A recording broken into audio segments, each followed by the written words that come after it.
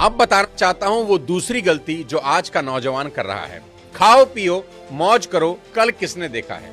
नहीं मेरे दोस्त, जो लोग ऐसा सोचते हैं उनका कल बहुत भयानक होता है। मेरी सीख याद रखना, बुरे समय की तैयारी आज ही करना।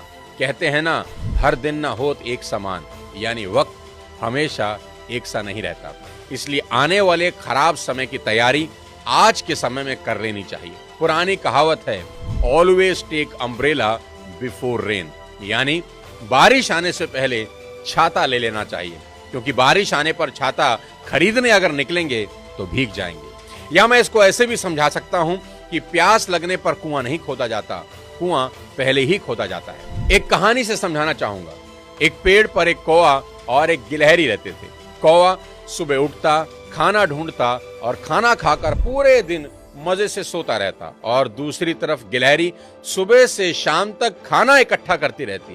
कौवा गिलहरी को देखकर मजाक उड़ाता कि तुम्हें तो लाइफ को एंजॉय करना ही नहीं आता, मुझे देखो मैं कितना फन करता हूं। गिलहरी उसकी बात पर ध्यान दिए बगैर अपने काम में लगी रहती। फिर आती है बरसात। कौवे को कहीं खाना नहीं मिलता और भूखे पीठ कभी भगवान को तो कभी किस्मत को कोसता रहता है, और दूसरी तरफ गिलहरी अपने खाने के भंडार के सहारे बरसात का मौसम मजे से निकाल देती है। कहानी का सबक बहुत सिंपल है कि अगर आपके पास पैसे हैं और आपके सारे पैसे मौज मस्ती करने में ही आपने उड़ा दिए, तो आपकी हालत उस कौवे जैसी ही होगी, क्योंकि आपके पास गिलहरी की तरह कोई सेविंग का सपोर्ट नहीं है।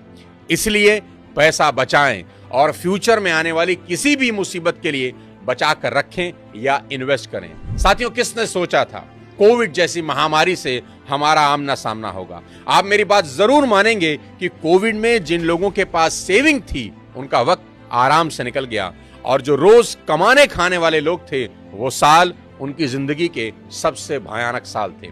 आज में जरूर जिएं, लेकिन अपने कल का ध्यान जरूर रखें, क्योंकि कोई और इसका ध्यान रखेगा नहीं।